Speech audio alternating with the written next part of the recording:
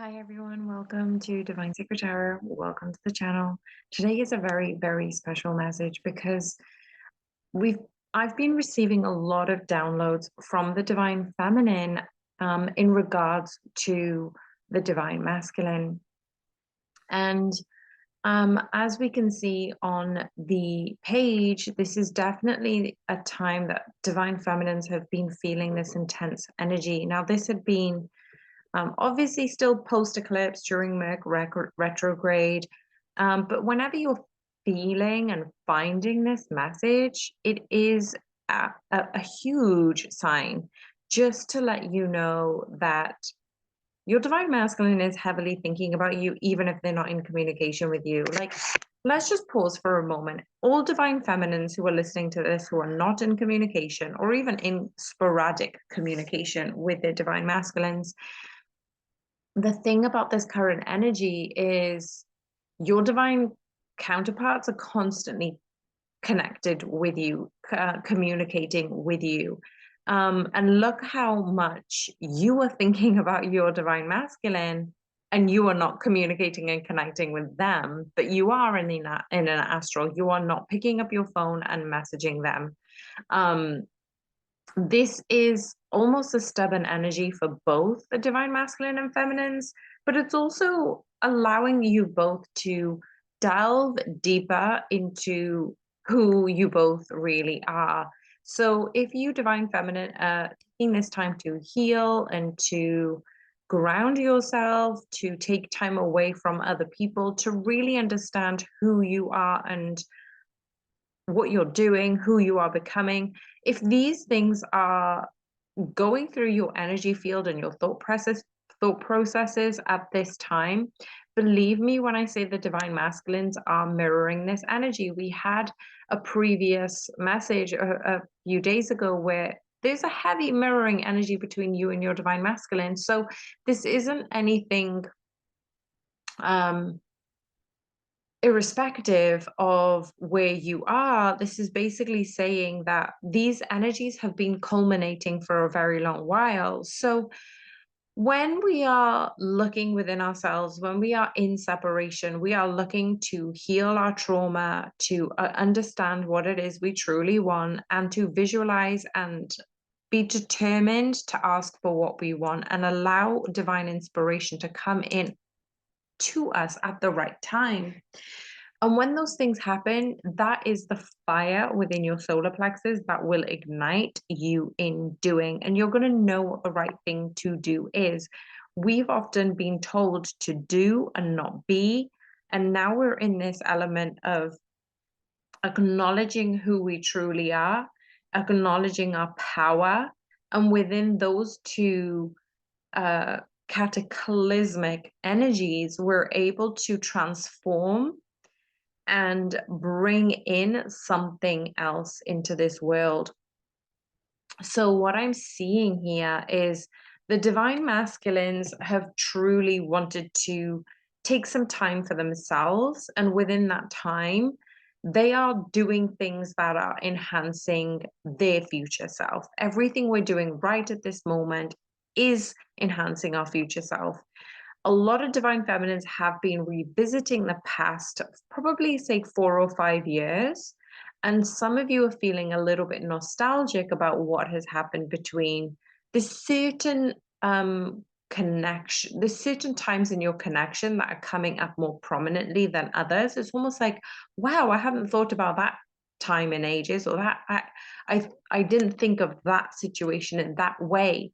Now, what this is giving us is the opportunity to understand we are not the same versions of ourselves. We are not the same versions of ourselves in our past. We're not the same versions of ourselves. We're upgrading ourselves. And when we're looking back and we're watching and listening to those old songs, movies, reminders, even looking back at those moments in time when you were together, you're seeing it from a different version of yourself. You're completely a different version of yourself. And Spirit is encouraging this version of you to shift your perspective. So what happens is when the both of you are in a connection, when you and anybody are in a connection, there are two versions of that connection: yours, theirs, and then the overall. Okay, so there's three versions of it. So what I'm seeing is you have been replaying that version over and over and over again. And sometimes you romanticize things that weren't necessarily as positive as we may have seen it at that time. We've convinced our brain, we've convinced our body to erase the negative and think of the happier moments. Obviously, things of trauma will be quite prominent in your emotions, because any emotions you feel, whether you're happy, you're sad, you're angry, you're frustrated, those are the things in your memory. Those are the things in your long-term memory. So what I'm saying is sometimes when we repeat the events in our heads, they aren't really the exact events of what was actually happening. And also your person's version of events is completely different. So now I'm getting that when you're looking back at those events, you're almost seeing new things. You're almost like, oh wow, I forgot about that, or wow, I didn't realize that, or you're trying to see things from different perspective. It's not from their perspective, it's not from your old perspective. It's almost like from your current higher version upgrading. Now, why am I saying this? Is because, so say for example, I've always wanted to be a mother. I've always seen myself as being a mother. But recently, and the past few years, I have come to terms with that may or may not happen because of my age.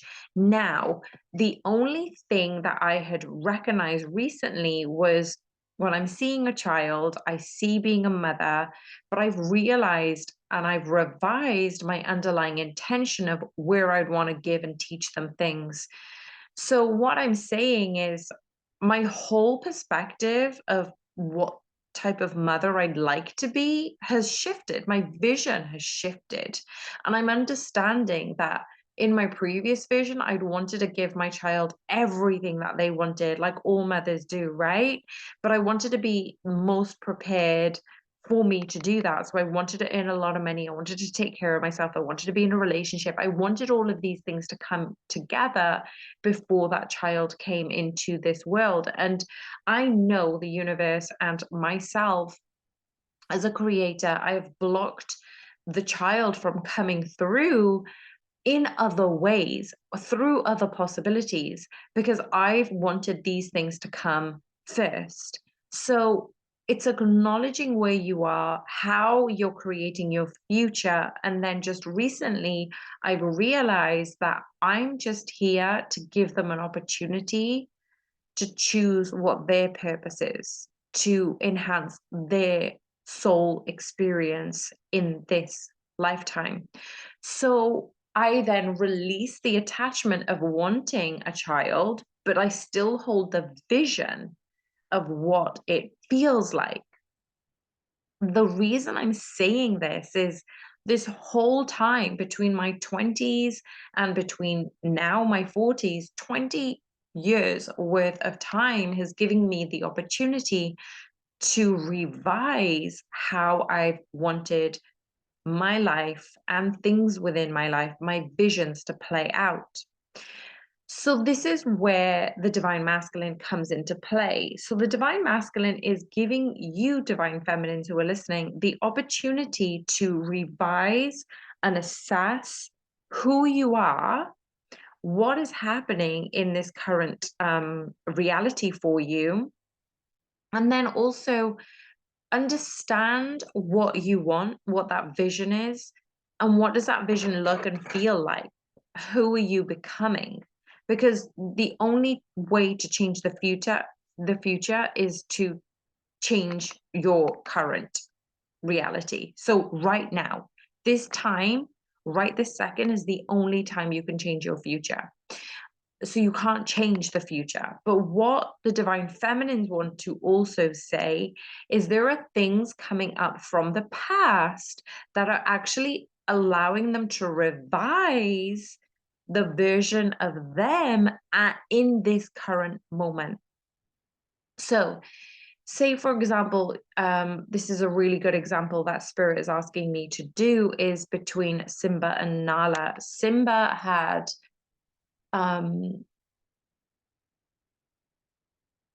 experienced a huge trauma regarding the death of his father. And in this trauma, there was a high level of insecurity and vulnerability, a high level of pain. So during that, his uncle had manipulated him to run away, which he did. In that element of running away, there was no dealing with the situation. There was just no worries, right? It was just like, let it be, have no worries about it.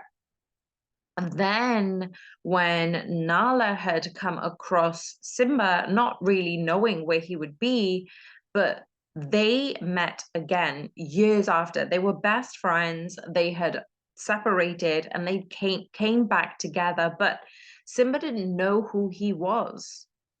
He didn't know the truth of who he was at that time. He was still developing who he was because he wasn't quite understanding where he'd come from. So the reason I'm saying this is recently the divine masculines and the divine feminines, back to this mirroring energy, are being asked to remember who you are.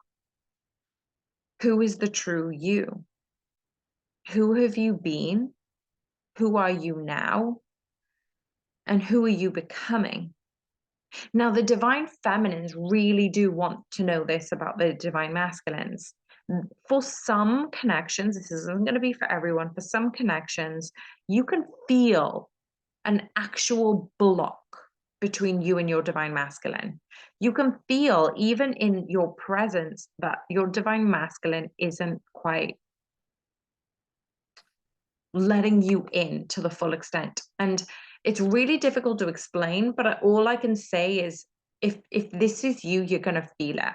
You're going to know it in your gut that you had understood that there is a block from your divine masculine, but you can't let them heal that block. They need to do that for themselves. And when they're in separation, they are doing this for themselves. And they could take a little while to do this.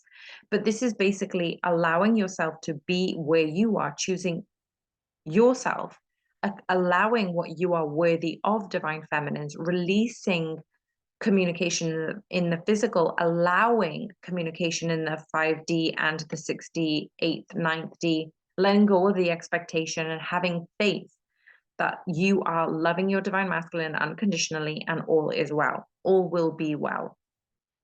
So when I had channeled those messages, this is the same thing that's happening for the divine masculines, that they are needing to understand who they've been, who they are now, in order to understand who they are becoming. And they can't let you into that space until they are sure about what that is, because they do regard you very highly. They honor, love, and respect you. They know you are their divine counterpart. They just don't know that they are the other half of that counterpart. They don't know what an emperor they are. They don't know what a king they are. That is why I was asked to channel Simba and Nala today. And so there was an additional message that wanted to come through to let you know, whoever stayed on this video thus far, to let you know that when it's finally your turn, I really hope you can understand why that wait was necessary. Because each time you are in your current space, you are learning way more about yourself. You are learning way more about your connection. You are rising in your auspicious, sovereign being. And that is a part of your mission and purpose in this reality. to not rely on anybody else to tell you who you are, who you've been, but more importantly, who you are becoming. I hope this message finds you well. And if you stuck to the end, please do like this video, comment in the comments box if you feel free to share your experiences. And if you're not already subscribed, subscribe to this channel.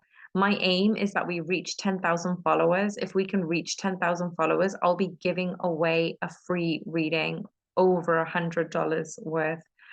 And I haven't stated I'm just going to give one reading away. Let's see how we go. Let's see how fast we can climb that 10,000. And really, most importantly, cultivate a community that we are sharing our own visions, our own stories. We are unveiling the layers in order for us to shed who we've been so we can become the highest version of ourselves and meet other people in this community who are also higher versions of themselves.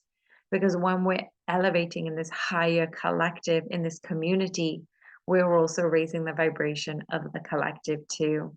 So thank you so much for being here. I'm sending you so much love. Bye for now.